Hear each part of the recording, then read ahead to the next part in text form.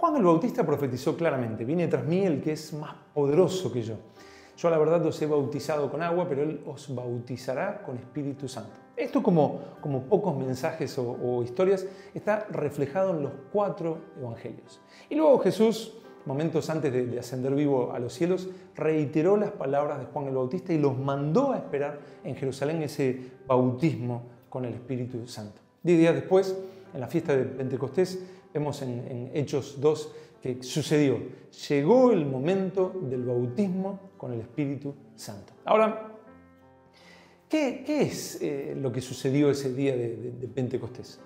Muchas profecías del Antiguo Testamento anunciaban que el nuevo pacto en el Mesías traería un punto de vital importancia, una era donde habría una obra más plena, más poderosa y más extensa del Espíritu Santo, algo superior a todo lo vivido por el hombre hasta ese momento. Según Isaías 32:15, en esta nueva era, el Espíritu Santo haría dar fruto a aquellos que de otra manera no podrían dar fruto jamás. Isaías 44, versículos 3 y 4, profetizaba que el Espíritu Santo sería derramado como aguas en el sequedal y ríos sobre la tierra árida.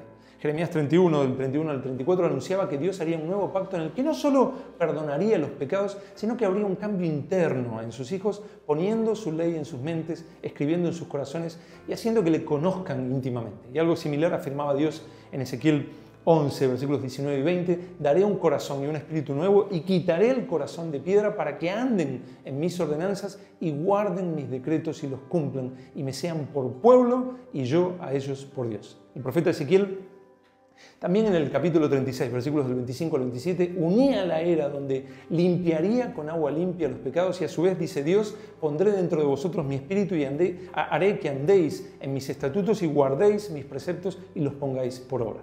Así Ezequiel 37, del 1 al 14, reflejaba todo un valle de muertos que eran resucitados por el soplo del Espíritu de Dios. En Ezequiel 39, 28 y 29, Dios termina la separación por el pecado y derrama su espíritu. Algo similar encontramos en Joel 2:27, donde anuncia la derrota final de la vergüenza por el pecado y luego Dios afirma en los 2 versículos siguientes: y después de esto derramaré mi espíritu sobre toda carne y profetizarán vuestros hijos y vuestras hijas, vuestros ancianos soñarán sueños y vuestros jóvenes verán visiones y también sobre los siervos y sobre las siervas derramaré mi espíritu en aquellos días.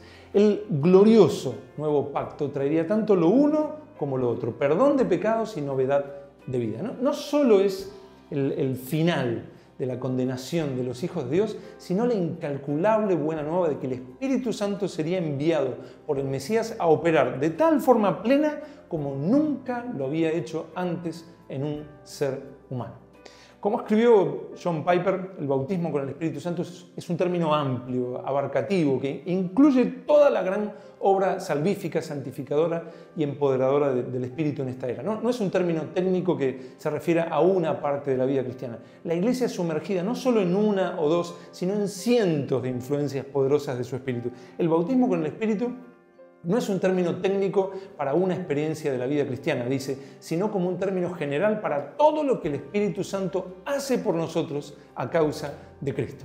Así como Juan el Bautista llevaba a la persona a una inmersión en el agua, Jesús envió el Espíritu Santo y su pueblo quedó sumergido en él. Como escribió J.I. Packer, a las 9 de aquella mañana comenzó el ministerio del nuevo pacto del Espíritu Santo. No es un término técnico para una experiencia u obra del Espíritu Santo. Simplemente Dios nos ayuda a entender la nueva era a través de Jesús, en la que el pueblo de Dios experimentaría una obra más plena, más poderosa y más extensa del Espíritu Santo. Esta nueva era que trajo el Mesías es la venida del Espíritu Santo, o al contrastarlo con el bautismo de Juan, el bautismo con el Espíritu Santo, o como Jesús la llamaría, la promesa del Padre. No es algo específico, es la misma venida del Espíritu Santo trayendo esta nueva era. Eso es lo que sucedió. No es algo que oramos para volver a vivir, ni algo que esperamos que vuelva a suceder, ni le preguntamos a la gente: ¿estás bautizado con el Espíritu Santo? No. Es un hecho histórico que sucedió hace casi 2000 años. Es lo que sucedió en la fiesta de Pentecostés en Hechos 2. Ese día se cumplió la promesa del Padre. Jesús envió al Espíritu Santo y así trajo esta nueva era y la iglesia fue sumergida en el Espíritu Santo. Tal vez pienses, pero entonces, ¿podemos vivir nuevamente lo que vivieron aquellos 120 en la fiesta de Pentecostés? En el sentido de estar ahí cuando comenzó esta nueva era en que el Mesías envió el Espíritu Santo, no, la nueva era no vuelve a empezar. Ya empezó y terminará en la segunda venida de Jesús. Ahora, en el sentido de lo que aquellos 120 experimentaron en su propia vida personal aquel día, sí, por supuesto, Jesús les había dicho, recibiréis poder cuando haya venido sobre vosotros el Espíritu Santo y me seréis testigos. Hechos 2, versículos del 1 al 4, dice que cuando se cumplió la promesa del Padre y llegó el día en que el Espíritu Santo trajo esta nueva era sobre el pueblo de Dios, sucedió algo puntualmente a aquellos 120. Dice el versículo 4, y fueron todos llenos del Espíritu Santo y comenzaron a hablar en otras lenguas, según el Espíritu les daba que hablasen. Y agrega el versículo 11, que ellos hablaban las maravillas de Dios. Y seguido a esto, Pedro, lleno del Espíritu Santo, predica y Dios salva como 3.000 personas. Por eso Pedro, para explicar lo que acaba de suceder, habla de que lo que están viviendo es una nueva era, los postreros días. En los postreros días, dice Dios, derramaré de mi Espíritu sobre toda carne. No es una obra del Espíritu Santo específica, se refiere a toda la obra nueva del Espíritu Santo en el pueblo de Dios. Lo que les sucede a los 120 y llama la atención de todos los que estaban en la ciudad es algo puntualmente. Fueron todos llenos del Espíritu Santo. Y esto, por supuesto, lo podemos vivir. Y es más, es altísimamente necesario que lo vivamos constantemente. Pero nunca más en el Nuevo Testamento se dice que alguien fue bautizado con el Espíritu Santo, ni se exhorta a que alguien busque el bautismo con el Espíritu Santo. ¿Por qué? Porque sería como negar que eso ya sucedió. Para ellos el bautismo con el Espíritu Santo no era un término técnico de alguna obra específica del Espíritu Santo, era su venida prometida para hacer algo más pleno de lo que jamás había experimentado el pueblo de Dios. Por eso John MacArthur escribió esto. La promesa de Jesús de enviar el Espíritu Santo es una de las más importantes de todas las registradas en las Escrituras. Pero, ¿y qué de las experiencias que vemos en Hechos cuando las personas recibían el Espíritu Santo?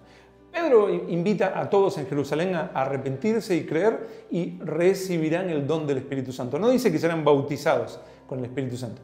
En Hechos 4 los apóstoles son perseguidos y amenazados, ellos oran por denuedo para predicar y milagros que los acompañen. Y dice el versículo 31, y todos fueron llenos del Espíritu Santo y hablaban con denuedo la palabra de Dios. Luego Pedro y Juan oran por personas en Samaria y ellos recibían el Espíritu Santo. No dice que fueron bautizados con el Espíritu Santo. Ananías visita a Pablo, ya convertido a Cristo, y dice Hechos 9:17 que imponiendo sobre él las manos dijo, hermano Saulo, el Señor Jesús me ha enviado para que recibas la vista y seas lleno del Espíritu Santo. No dice para que seas bautizado con el Espíritu Santo. Lo mismo sucede en casa de Cornelio, Pedro está predicando y el Espíritu Santo cayó sobre los que oían, no dice que fueron bautizados con el Espíritu Santo. De igual modo, cuando Pablo impone las manos a unos 12 hombres en Éfeso, dice Hechos 19:6 que vino sobre ellos el Espíritu Santo. No dice que fueron bautizados con el Espíritu Santo. ¿Por qué no lo dice? Porque el bautismo con el Espíritu Santo no es algo que siguió sucediendo a las personas, es solo un simbolismo para describir la nueva era donde el Mesías enviaría el Espíritu Santo como nunca antes. Como explica Wayne Grudem, el día de Pentecostés fue ciertamente un día extraordinario de transición en toda la historia de la redención como se registra en las Escrituras. Fue un día notable en la historia del mundo porque en ese día el Espíritu Santo empezó a funcionar entre el pueblo de Dios con el poder del nuevo pacto. Esto incluye todo lo que el Espíritu Santo obra en el creyente del nuevo pacto como regeneración, morada del Espíritu, santificación, llenura del Espíritu, convicción, denuedo, dones, guía personal, consuelo, paz, etc. A partir de ese día de Pentecostés, todo esto y mucho más está disponible para la iglesia de Cristo. ¿Qué experimentaron todas estas personas que acabo de mencionar en Hechos? ya eran salvos, ya habían nacido de nuevo, ya el Espíritu Santo moraba en ellos, pero recibieron en muchos casos por la imposición de manos algo puntual, el poder para sus vidas personales y para el servicio a Cristo que Jesús había prometido en Hechos 1:8. Por esto Jesús les había dicho a los apóstoles que serían investidos de poder desde lo alto, y Hechos 4:33 dice que los apóstoles con gran poder daban testimonio de la resurrección del Señor Jesús. Por esto Esteban, que era lleno del Espíritu Santo, era lleno de gracia y de poder. Por esto Hechos 10:38 dice de Jesús que fue ungido con el Espíritu Santo y con poder. Y así podríamos seguir. Ese poder es explicado varias veces en el Nuevo Testamento como ser llenos del Espíritu Santo. A partir de Pentecostés, la experiencia era la del poder al ser llenos del Espíritu. Y la exhortación no era bautizarse con el Espíritu Santo, sino a ser llenos con el Espíritu Santo. Vamos a seguir hablando de esto en el siguiente video.